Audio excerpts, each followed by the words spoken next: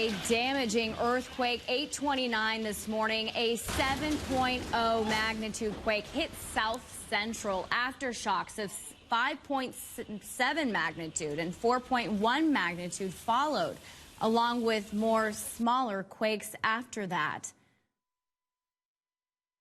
Good evening. I'm Megan Mazurek. Thanks for joining us here on Channel 11. We've been broadcasting all day, bringing you the very latest of our coverage as we assess the damage throughout South Central. It's 6:03 right now, and we want to send it over to Chief Meteorologist Melissa Fry, and she has the very latest on these aftershocks that we might be seeing. Yeah, continuing to see hundreds of aftershocks here. A lot of those. I haven't felt any large ones. We've been feeling them throughout the afternoon.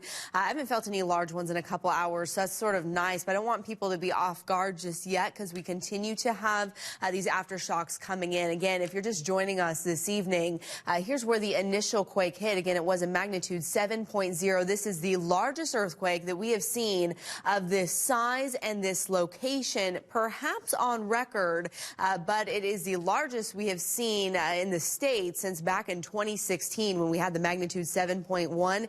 Here's the deal. That was more than 160 miles offshore, and it was 75 miles deep. So that is why we have seen so much damage with this particular quake, because it was so close to home, it was so shallow, and it was so large. Again, a 7.0. Here's those aftershocks, though. We're talking just magnitude 4.0 and larger aftershocks. This is even hard to believe. 134 aftershocks, magnitude 4.0 and larger. Again, that number continues to climb here through the evening.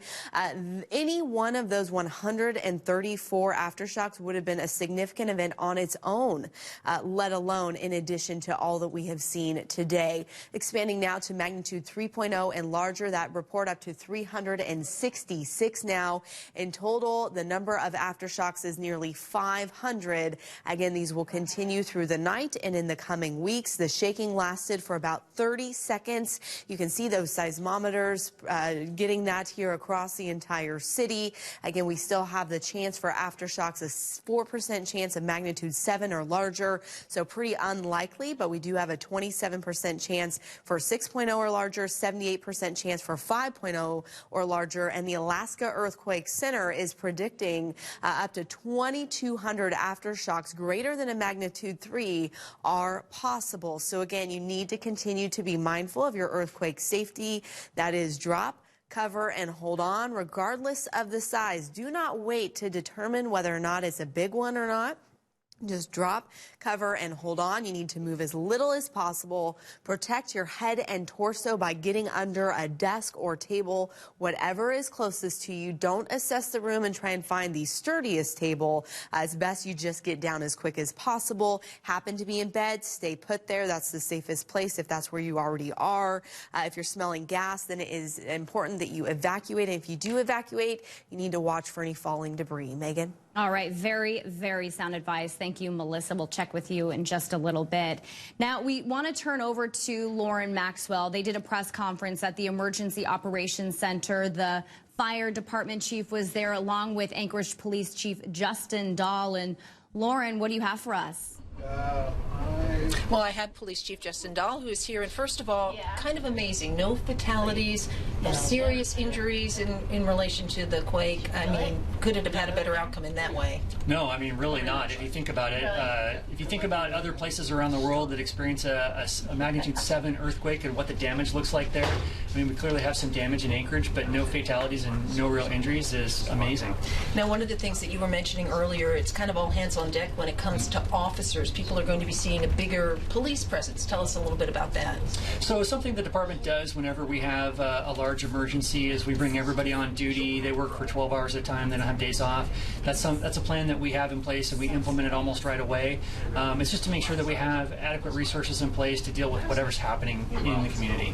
As we go through the next few days, we sort of wrap our arms around where we are. I think you'll see that will slowly start to step down, but we're going to maintain that extra presence for at least the next few days while everybody just sort of gets comfortable with the current status of what's going on in Anchorage. Now, we know that the municipality is under an emergency declaration. One of the things that that could entail is a curfew. But you said you don't think that that's going to be necessary. No, I don't anticipate that's going to be necessary. You know, Anchorage residents are behaving exactly as I would expect them to. They're taking care of their own issues, they're helping their neighbors, they're behaving responsibly, all the things that we've come to expect from Alaskans. And so I just don't think that's going to be a necessary step for APD.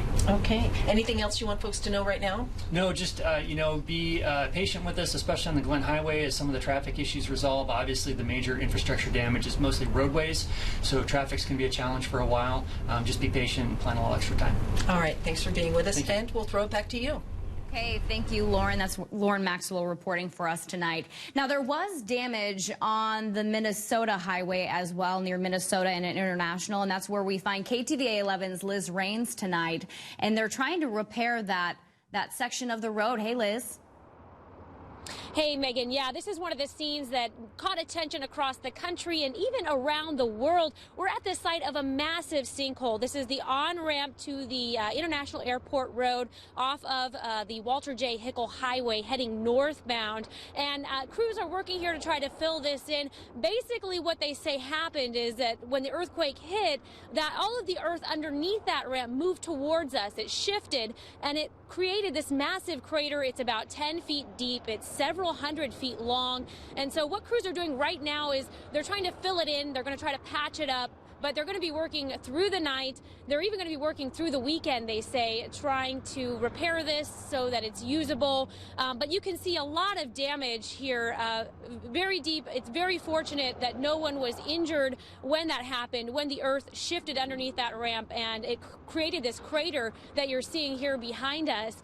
So do expect closures here. We're told this is going to likely be closed all weekend long. So if you're heading to the airport, something you're going to want to keep in mind. But really, the timing here is a bit unfortunate because anything beyond just this Band-Aid fix will likely have to wait until the spring because the ground is frozen. Crews say they're just going to have to wait until the spring to really do any kind of a revamp. But they are hopeful they'll be able to get this patched up in time for the work week next week. Megan? All right. Thank you, Liz. That's Liz Raines reporting for us on International and Minnesota, the Walter J. Hickel Highway over there. Now, Governor Walker, he surveyed the damage of South Central after today's quake in a helicopter, and he had a press conference earlier today. KTVA 11's Daniela Rivera was there, and she's out at J-Bear for us tonight. Hi, Daniela. Hi, Megan. That's right. Governor Walker, along with the Anchorage mayor, spoke to us today, giving us an update. Governor Walker issued a disaster declaration for Alaska shortly after this morning's earthquake, and he says it has been accepted by the federal government. He said he surveyed the damage today from a Black Hawk helicopter, and he saw mostly the damage to our roadways, the infrastructure damage. That's the most visible from the air. He said that he got multiple calls from President Donald Trump while he was taking that ride to look at the damage, and he was able to connect with the president shortly after ending that trip, and he said that President Trump told him that he will help Alaskans, and President Trump also tweeted today he'll spare no expense, something that Governor Walker said he believes. Governor Walker said they didn't discuss a monetary amount of relief that simply President Trump said we will fix Alaska. And I want to go ahead and let you listen to a moment from that news conference. I personally did when I built my house. I had to put 94 hold downs in my house. 94 hold down. Today I was pretty glad.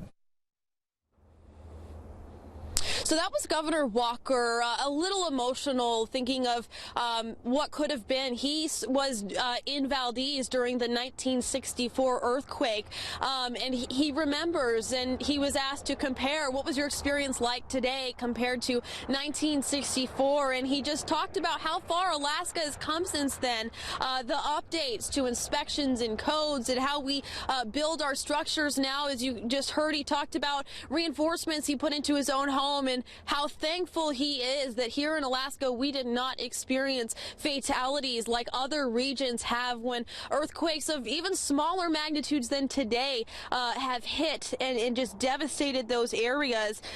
He said that Alaska is fortunate to have come through this with only damage to property and not loss of life. And that disaster declaration is going to generate funds, federal funds, for Alaskans to help.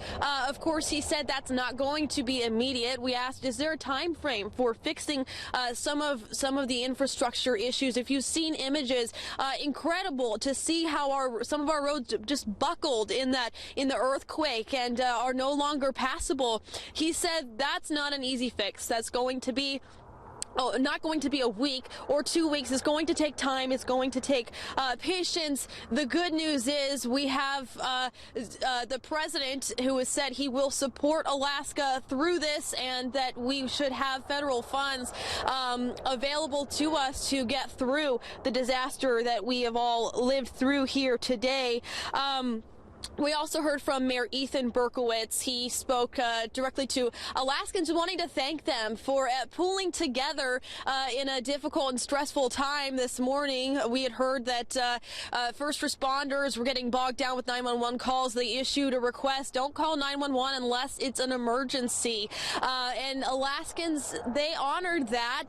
They worked together and kept those lines clear for first responders to focus on the most urgent requests. Now, as far as those aftershocks that we've experienced, those tremors, we experienced one in that very news conference as they were speaking.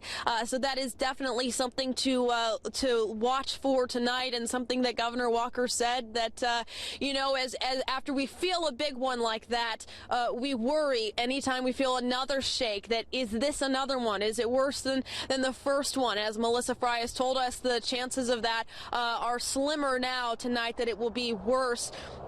Governor Walker said that this earthquake felt different to him. It felt aggressive. It had a bite to it. He said it felt like it could have been another big one. He said he was in the elevator at the Atwood building when it hit. And if you know that building, it's a tall building.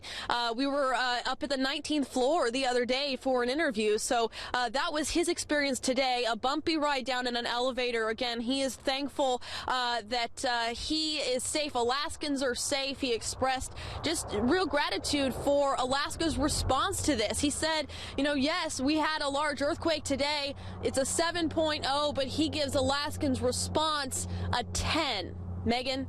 All right, Daniela Rivera reporting for us at J-Bear tonight. Thank you, Daniela. Now, in Northeast Anchorage, we have been broadcasting all day here on Channel 11, so you may have seen the damage we encountered in our newsroom here at Channel 11 in Northeast Anchorage. KTVA's Joe Vigil is up in the newsroom in our 5 o'clock studio to show us what's left to mop up. Joe. Boy, Megan, I tell you what, if you want to see the power of a 7.0 earthquake, all you have to do is look in this newsroom, torn apart. You can see right here, here's some debris. This is material that came from the ceiling that's right over here. You can see ripped up metal. You got the wires over there. Oh, this big wooden piece right here, this is unstable, so we can't go underneath that. That's why you're not seeing anybody work under this right now, but usually producers and reporters and others are here working. Right over here, actually, is where John Thompson took cover when the earthquake hit. You can see this, it's just, that's sturdy, so that protected him and others as well. Okay, we're walking over here. This is more debris from the roof, the ceiling, I should say, right here. Again, this all just came down today, and right now we're continuing to work on gathering news, so I'm going to just walk through everybody here, but of course we still have to do the news, and so we will. This is our assignment desk area up here, and then if we take a look right over here, this is pretty much where the pile of debris has grown larger this afternoon and this evening. This didn't all fall right here. This has basically been scooped up and placed over here for now until we can get it out of here. And then we'll go over here and we can see some people cleaning up one of our edit bays. This is all glass right here that shattered. And so this gentleman is picking up the shards of glass. Now, I talked to our assistant manager, our assistant news director in the newsroom, Gina Romero, and I asked her, I said, what was news gathering like when after this happened. And basically, other than maybe phone service that was kind of sketchy for a while, that's pretty much all that the folks in the newsroom faced. So that was about it. So it was pretty much a status quo after that. So it may not look like we were in a functioning newsroom, but this newsroom definitely is functioning, and we're getting the news out. We're told that people around the community were sending us press releases. We are getting those. We had internet. So as far as getting the information to you, it wasn't that big of a deal, the 7.0 earthquake. Megan, back to you. Yes, Joe, we are still here broadcasting. Thank you, Joe V. Hill. And the Egan Center, it is a shelter open right now if you need a warm place to go. And KTVA 11's Dave Goldman, he is downtown at the Egan, and that's set up as that temporary shelter. Hi, Dave. Well, hi, Megan. Good evening. As you mentioned, we hope that everyone's watching us tonight from the comfort of their warm homes with a nice warm meal. But that may not be the case for everybody. And so for those folks who aren't as fortunate tonight, this is the place, as you mentioned, the Egan Center. It is big, it is warm, it is comfortable. And of course, if you know there's a problem, then the American Red Cross is going to be right there. And Bruce Whalen is joining us now. He's a volunteer and the guy who's going to head this thing up. First off, thanks for joining us, Mr. Whalen. I know things have been busy tonight for you. You know, you look right behind us there. We've got a bunch of tables ready to go. We've got folks on the outside who are coming in. Give us the status now of your situation here and for folks who may need a place tonight to come. Okay, well, we're setting up, this is a feeding area. We're going to have a dormitory area down the other end of the building. And we're setting up for about 100 people right now. But we can certainly take a lot more if we need it.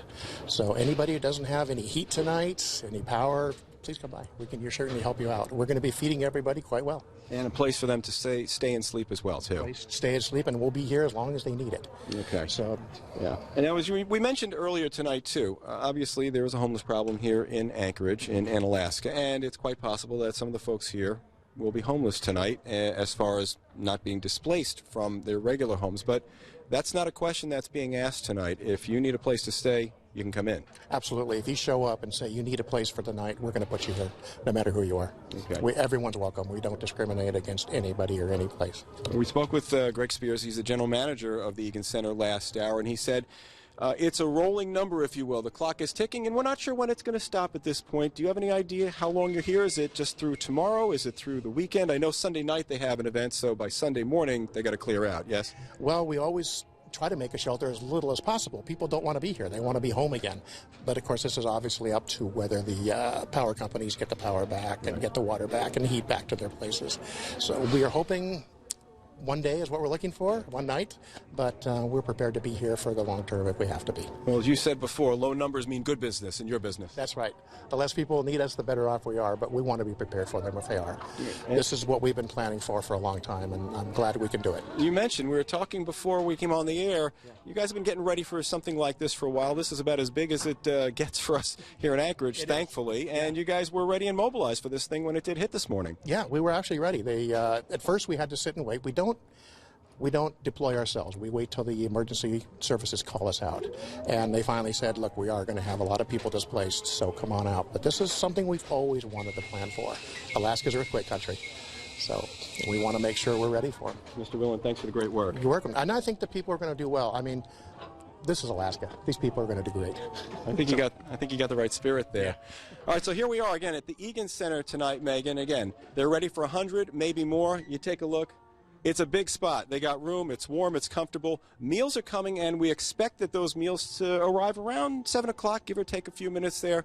So if you don't have a place to go to tonight, they've got a good attitude and a warm meal for you and a place as well. Let's send it back to the studio. Megan? All right, Dave at the Egan Center tonight. Again, the Egan Center, a warm place for people in Anchorage to go. If you are in Girdwood, you can go to the fire station there. And just a heads up, People Mover will be running again tomorrow. It was shut down today. And People Mover will be for free running tomorrow. Chugiak Senior Center also offering shelter tonight. Let's check in with Chief Meteorologist Melissa Fry as we have a current look at the conditions. Yeah, we continue to see these aftershocks coming in. If you're just joining us this evening, want to give you an update on where exactly this quake was and why we saw so much damage with it. This was a magnitude 7.0 earthquake, hit 7 miles north of Anchorage. That's right north of J-Bear, right in our backyard. Again, almost as close to Wasilla as well, 27 miles deep, and it hit at 8:29 this morning. morning. I believe we have an additional graphic for you that will show you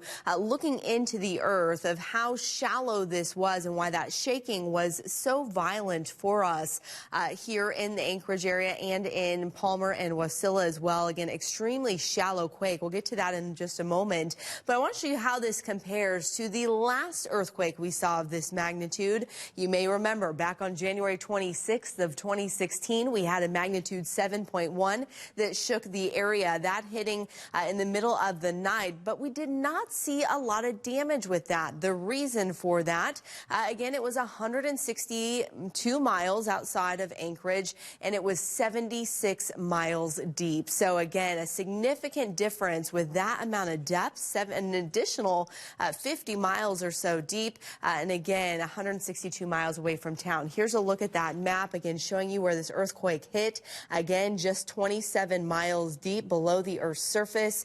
It was inland. Again, this did not generate a tsunami, and we did not have a threat of tsunami once the Tsunami Warning Center was able to assess the damage and where the location of the earthquake was. But again, it was because of how shallow this earthquake was, why this damage was so widespread and so destructive, and why it's such a difference to what we saw back in 2016. So it's not only the size that's important, it's the location and the depth. Here's an update now on the aftershocks we've been watching come in here through the afternoon. You've probably felt many of these, now up to 512 aftershocks with this event, moving right up that fault line between Anchorage and just to the northwest of Wasilla.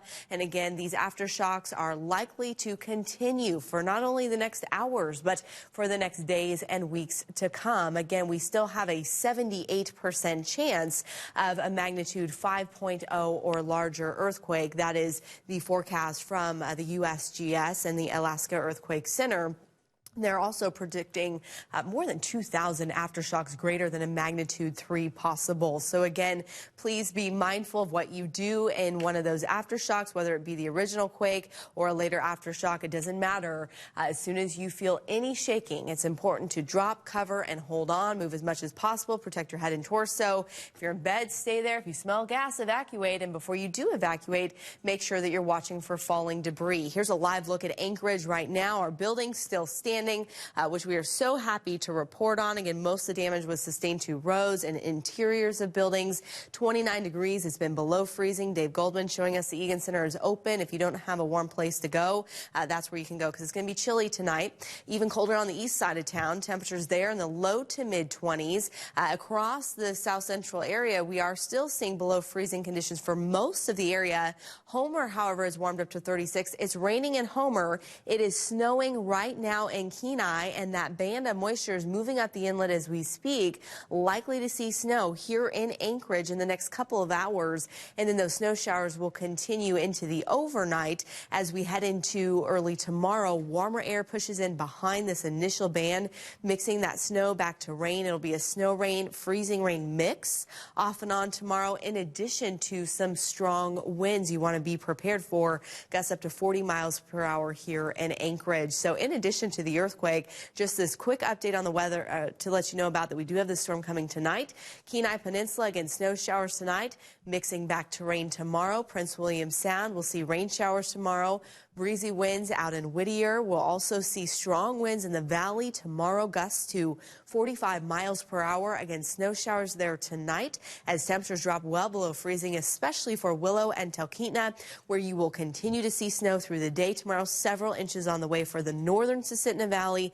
Down south, it'll be a rain-snow mix tomorrow. Rain-snow, freezing rain mix as well for Anchorage, again, as we head into tomorrow afternoon. Here in town, winds will be from the southeast at 20 to 35 miles per hour.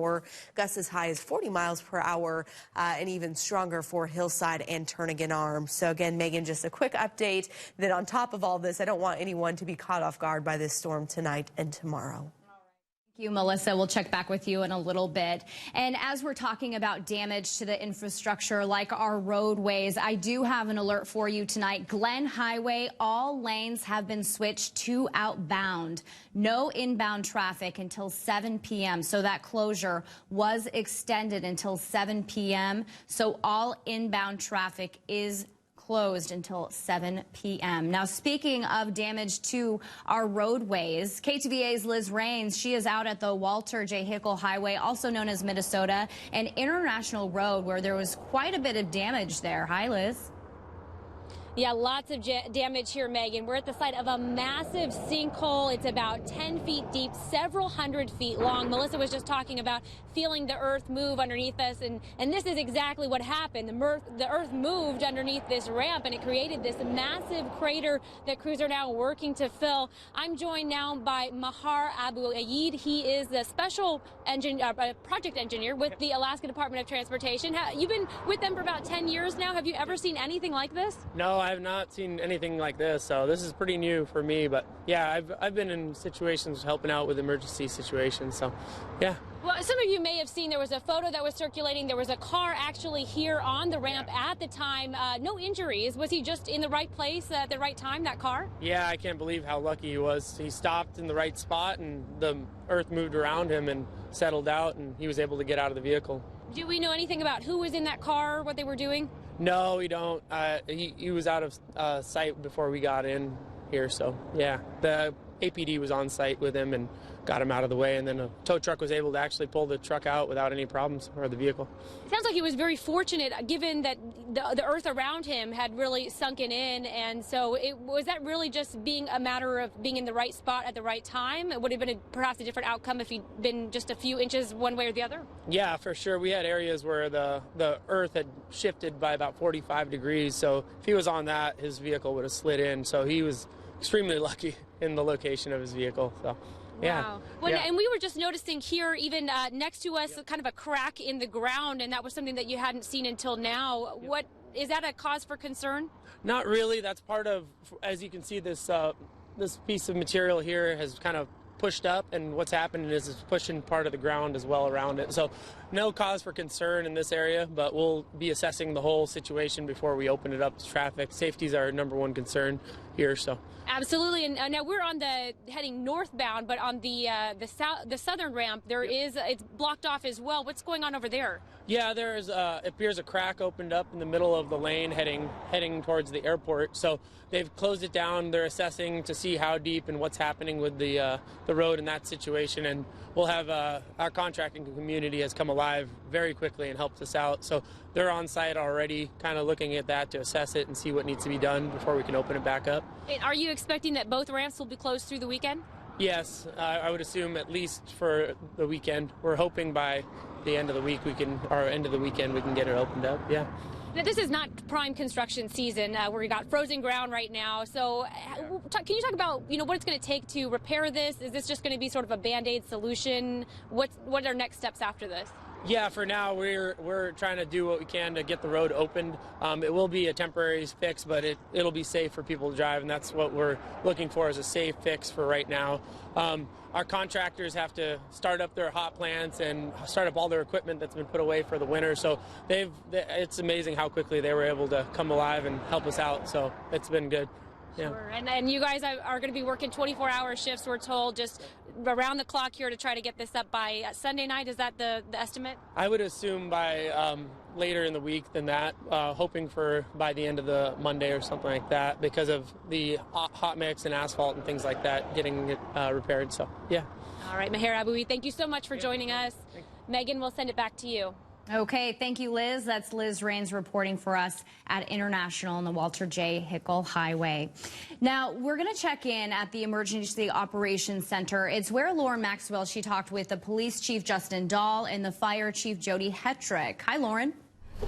Hi, Kyle. Hi, we're back with Municipal Manager Bill Falsey, and he has a little bit of an update on some of the shelter. You've been working on that. I know we still have some folks out in the cold, still have some folks without electricity. That's right. As we pivoted to making sure that the utility systems are coming back online, we know that the next level priority is to make sure everybody has a warm place to be tonight. And we do have an update on that. There are now 3 designated places to go. If you are in Girdwood, you should present yourself to the fire department. The fire department is not going to be the shelter, but they will take care of you. I understand that there was actually a temporary shelter that was stood up in Girdwood. Nobody showed up, so hopefully that remains the case. It's not necessary, but we have a plan for you. If you're in Girdwood or in that area, present to the Girdwood Fire Station.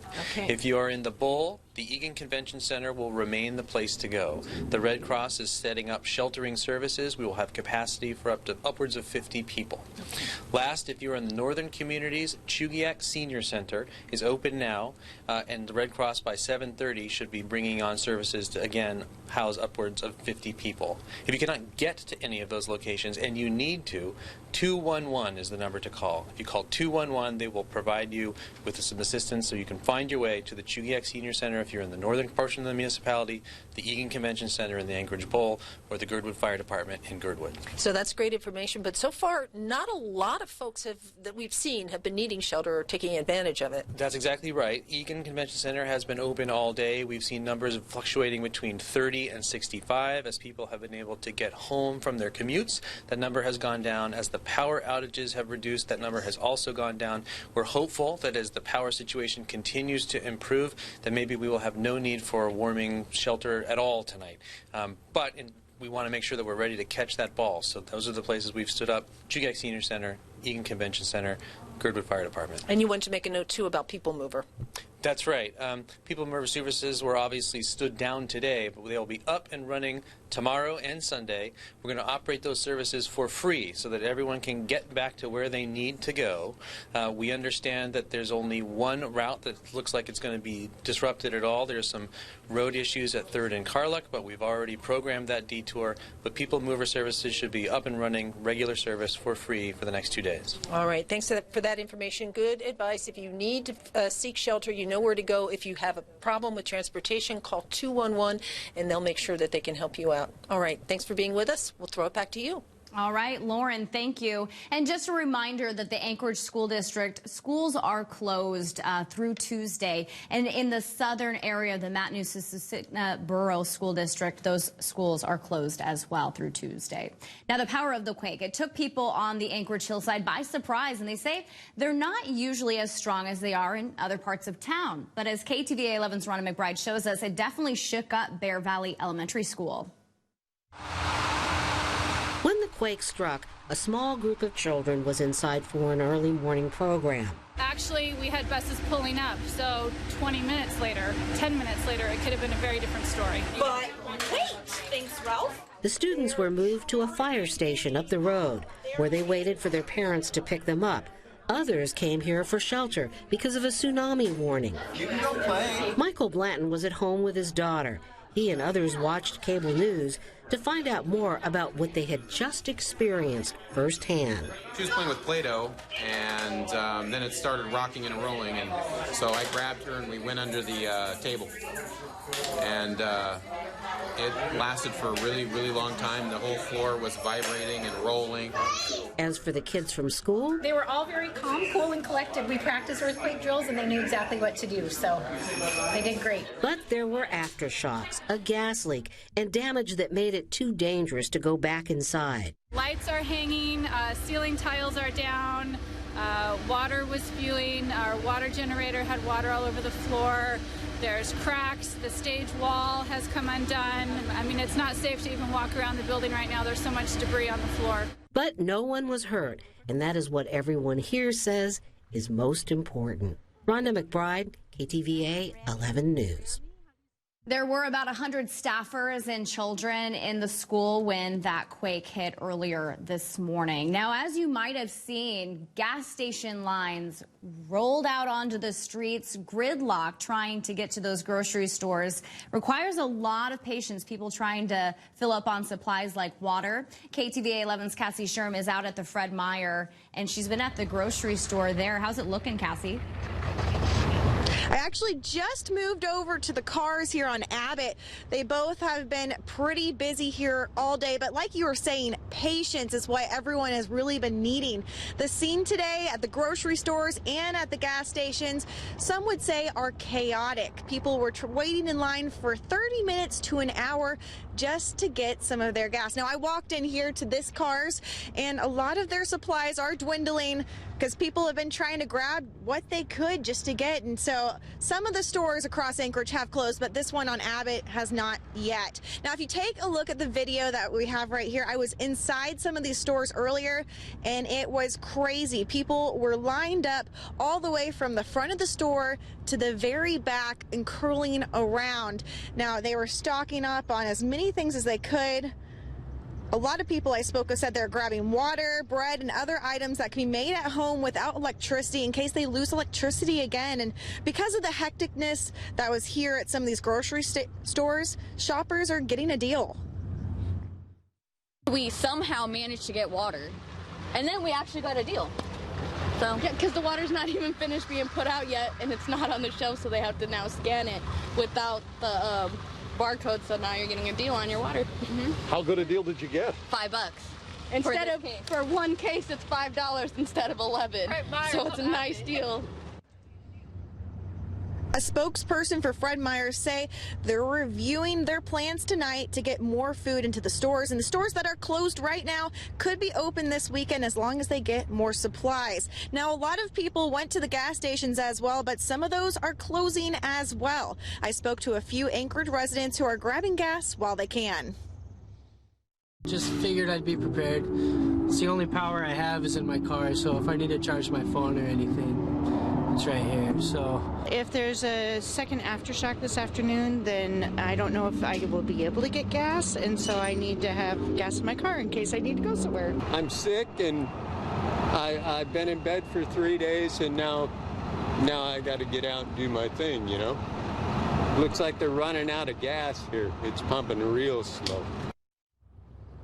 Now, I was told in the valley there are some places that are open. The Fred Meyer's is open in Wasilla and Palmer, but the Cars is closed in Wasilla and Palmer. So you have Fred Meyer's if you're out in the valley, but again, people are grabbing water. Water is the hot item right now because people are trying to stock up just in case. Now, if you don't have water, you're in need of water, there are places that are going to be giving out free water. The Alaska Pure Water products say that they're not going to be running out of water anytime soon, and you can go bring a container to their facility and they'll fill that up for you.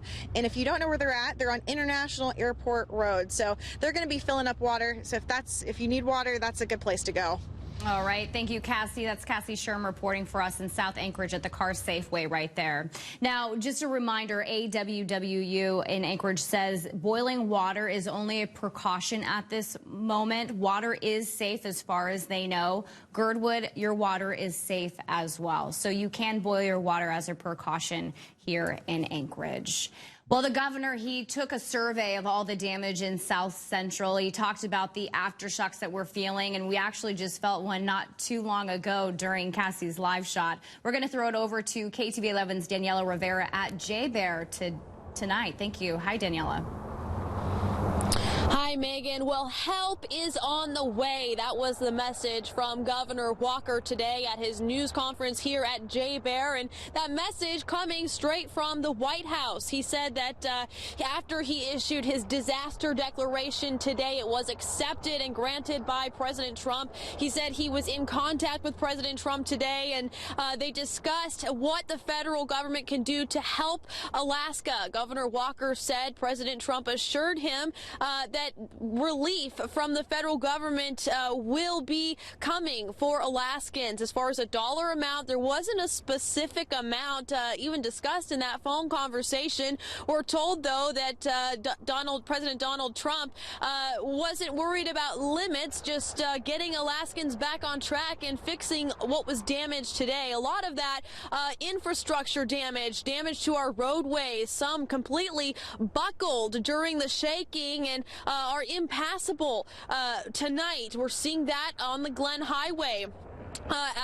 Inbound traffic, outbound traffic, it's one at a time right now.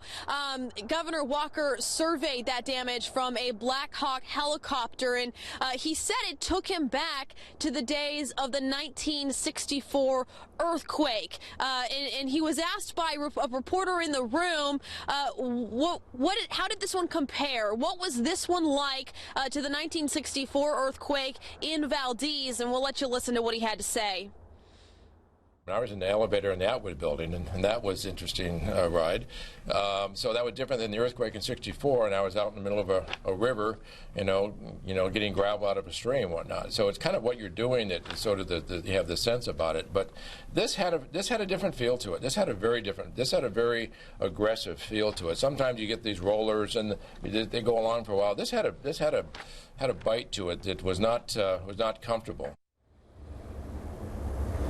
And as you chatted earlier, Megan, about feeling that tremor, that aftershock during one of our previous live shots with Cassie, as we were in that news conference, we felt one as well. It's something that keeps coming and something that we know to expect. Governor Walker said that he had been asked, would he accept these federal funds? And he said, absolutely, I'll accept the federal funds. And we asked how this transition within the administration is going to affect the response to this disaster. Governor-elect Mike Dunleavy set to be sworn in just a matter of days. He was in the room, and Governor Walker, as he said, I will accept these federal funds, and I anticipate that Governor-elect Dunleavy will. We looked to the back and saw him nodding his head. So relief from the feds on the way. As far as a time frame, that's different. It's going to take time. It's going to take patience. We asked, what's your time frame for fixing some of these roads that are just so terribly damaged we can't drive on them? He said that it's going to take time. It's not a 1 week project. It's not a 2 week project, because some of our roadways have sustained such extensive damage. But he did start with expressing a message of gratitude, and part of that being he's so thankful. He said that we did not experience a loss of life here in Alaska. Pretty incredible when you see some of the images of the damage left by this morning's earthquake. He talked about renovations and things he did to enforce the structure of his own home, even getting emotional, saying how glad he is that he did that and that we did not see serious injury and death here after this large magnitude earthquake that some areas have seen with smaller earthquakes. He said, while this is a 7, he classified Alaska's response to this as a 10. Megan. All right, Daniela Rivera reporting for us at JBear tonight. Thank you, Daniela. And we're talking about these aftershocks just felt moments ago right here in the newsroom. Chief Meteorologist Melissa Fry, how long do these aftershocks last after a 7.0 magnitude quake? They can last for days, weeks, even months after a large earthquake like this. We're still seeing aftershocks today from the quake that hit outside of Kodiak earlier this year, and from the large earthquake that hit north of the Brooks Range earlier this year as well. So they'll likely continue for weeks and months to come. But even just this afternoon, I haven't done the math yet on how long it's been since that initial quake, but it hasn't been long, and we've already seen 531 aftershocks, again, from that initial earthquake, again, throughout the day. And these aren't just magnitude 1 and 2s like you often see, those ones you don't feel. But check this out.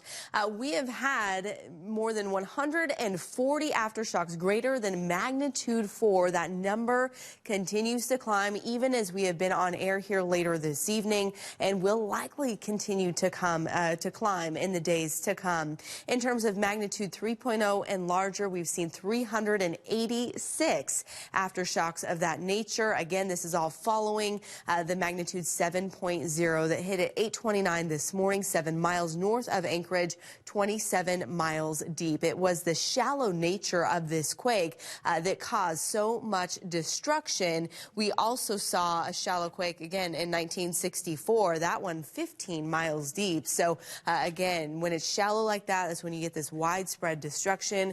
Here's a look at the aftershock earthquake danger as we head into the coming days. Still a 78% chance of a magnitude 5.0 or greater aftershocks to continue. The Alaska Earthquake Center and USGS anticipating more than 2,000 aftershocks greater than magnitude 3 will continue to be possible. Again, it is still important that you know what to do regardless of the size of the earthquake. Do not take time to assess how large it is. Just immediately, if you feel a shaking, drop cover and hold on. And so many people were able to put this to test today. We practice it in schools regularly. We practice it in offices and at home regularly. And that practice, again, was put to work today, and so many people safe because of that. Do want to give you a quick update on our weather tonight. We have a storm coming in tonight. We're going to see snow showers pushing in from the south. We're already starting to see that light snow in Kenai. You can see temperatures below freezing across the entire city. That snow making its way up the Cook Inlet. We'll see snow showers overnight tonight, mixing with rain and freezing rain during the day tomorrow for pretty much everyone, with the exception of the northern Susitna Valley, Talkeetna, Willow. This will likely continue to be a snow event, several inches on the way for you, but we'll get quite a wintry mix and mess here across the city tomorrow, in addition to some wind gusts up to 40 miles per hour. Not the weather we would hope for while trying to recover and clean up after an event like this, but just know that we do have some pretty serious weather, again, with snow, rain, freezing rain, and strong winds coming in tonight and tomorrow. Megan? All right, Melissa, thank you. Now, Governor Walker and Mayor Ethan Berkowitz, they declared disasters to generate funds to fix some of this infrastructure that was damaged, these roadways that we're seeing. And that includes the area near International Airport Road and the Walter J. Pickle Highway. It's also known as the Minnesota Highway as well. And Liz Raines is out there tonight. Hi, Liz. Hey, Megan. Yeah, the massive crater here that was caused by the earthquake this morning. It was one of the scenes that really caught a lot of attention across the country and even around the world. It's about 10 feet deep, several hundred feet long. And basically, we're told that the earth underneath this on-ramp onto International Airport Road shifted. It moved towards us. And so that created this big crater that crews right now are working to fill. You can see them here behind me. And up there in the yellow is Mahar Abu Eid. He is the project engineer here. He's assessing the damage. We just talked to him earlier. He was talking about how it was really fortunate because there was a car that was on the ramp at the time. You may have seen it in the photos that were circulating on social media. That person, we're told, is okay. We don't know who that person is, but he says that by the time DOT got here, that car was evacuated, and it was just very fortunate that his car happened to be on the piece of road that it was on, because as you can see, the road really just collapsed in there about 10 feet deep, and there's a culvert that runs underneath there.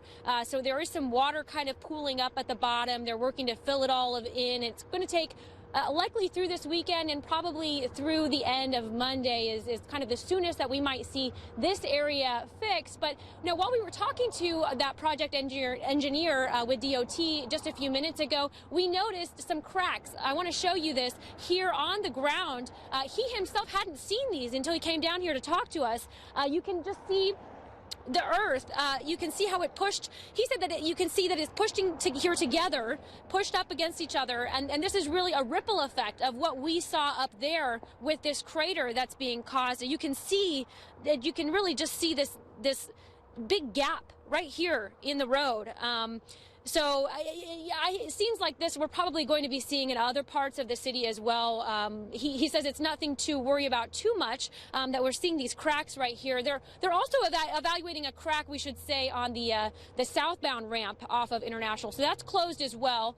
And he said, you know, nothing too concerning seeing these cracks in the road like this. But of course, they are assessing. They have people out assessing all around town right now to ensure that these aren't the beginning of larger problems. This one right here, clearly a very big problem that they're going to be working around the clock. Crews are going to be here 24 hours a day trying to fill this in. He tells me that he's never seen anything like this. That project engineer with DOT says this is the first time in the 10 years he's worked here that he's ever seen any kind of damage like this from an earthquake. Very dramatic image here, and thankfully no one was injured. No one was really on the road except for that one car there at the time. And so just a very fortunate thing that there was no tragedy here, but a big job for crews as they're going to be working to try to get this patched up and something like a Band-Aid solution so that it's safe for people until they can really assess and maybe even do a more major road vamp once the ground is thawed up in the spring, because of course this is not your prime construction season. Megan? It is not. Thank you, Liz. Liz Raines reporting for us at International International near Walter J. Hickel Highway. Now, a reminder, inbound Glen Highway, it's closed until 7 o'clock tonight. All lanes have been switched outbound, so no inbound traffic right now on the Glen Highway until 7 p.m. In our studio located in East Anchorage, we were damaged as well in this earthquake. Pretty dramatic visuals, and Joe Vigil's up in the newsroom to show us what is left to clean up. Joe. That's right, Megan. First of all, you can see the debris right here on the floor. This is pretty much from the ceiling right here. It all came down and landed right here, and we've been scooping piles of debris up pretty much all afternoon. The crews have as well. So let me tell you the problem right here. This piece right here is unstable. We're not allowed to walk underneath it. Reporters, producers, anchors all sit right here. But this is what happened. So when the earthquake hit, this big support bolt just went like that and snapped. So one snapped here on this side, one snapped on the other side, and that's why you see the ropes up there. So we're going to take a look around the newsroom here. You can see some heating and cooling vents right here, more debris. This is a functional newsroom. It may not look like it, but it is. So people are still working. We're still gathering the news. I can tell you this looks a lot better than it did about 3 or 4 hours ago. Turn your mic on. Okay, we were waiting for Joe to turn on his mic. He was a little muffled there, but you can kind of see the tour of the newsroom, and the progress that crews have made cleaning up all that damage has been phenomenal to see. And I think we have Joe's mic back on. Joe, can you hear us? I can hear you. Sorry about that. So we are, again, in the newsroom. This is where the producers, reporters, anchors all work. You can see right over here, there's a pretty good debris pile that has been building, and crews have been scooping up anything on the floor that they can and moving it over there. Now, of course, this is a functional newsroom. It may not look like it right now, but it is. Still gathering the news. Over here you can see more debris, some heating and cooling equipment right there, and this is the problem in the newsroom right now. It's this piece, this wooden piece that runs along the newsroom. So reporters, anchors, producers all sit right here. The problem is it's not stable, and this is why it's not stable. So here's one of the support bolts, and it basically snapped right in half. There was one right here and one over there, and that's why you see the rope that's hanging right there. That's keeping it up right now. But there's plenty of support bolts down here that did not fail, so we're watching that. We can't go underneath that. And I want to talk to Jesse real quick if I can. Jesse, you were downstairs when this happened, yes, and you were explaining to me what you saw, which almost sounds kind of surreal. What did you see? Oh, whenever we were in the basement down there with my boss over here, Dave Dunkelberg, we were noticing that it started shaking, and I noticed the concrete rolling in the slab downstairs. And then I looked over at the wall, and this is when I exited the building. The wall was actually moving 3 feet side to side. That is so And the bizarre. ductwork was rolling like this as we speak with all the dust on it, and it was falling down as we speak and as we're leaving the building. We come back into the building, and there's concrete rubble down there and downstairs. So And then you just got out. just got out, and then Don't wait around, but that must have been looked really odd. I've been here since '61. I've never seen anything like that happen. What about '64? '64, I was too young to to see it. And, 3 at the time? Or Yeah, when- yeah, at it was the just time? it was just Okay. too young. Well, thanks for helping clean up. No Appreciate worries, no that. worries. We'll be here tomorrow, so. All right. And by the way, no injuries in the newsroom. People jumped under their desks. They're solid, and a lot going on, a lot of damage. But again, nobody hurt here. Megan, back to you. All right, Joe, thank you. We want to check back in with Lauren Maxwell. She is downtown at the Emergency Operations Center, and she's joined by Mayor Ethan Berkowitz. Hi, Lauren. Hi there. And the mayor has something he'd like to let folks know about kind of how we've handled this emergency. What do you think? Well, I'm just really impressed with how Anchorage has responded to this, and I think we ought to take a measure of pride in that we've done it gracefully, and we showed a lot of character, and I think people should be really proud of our response to this particular problem.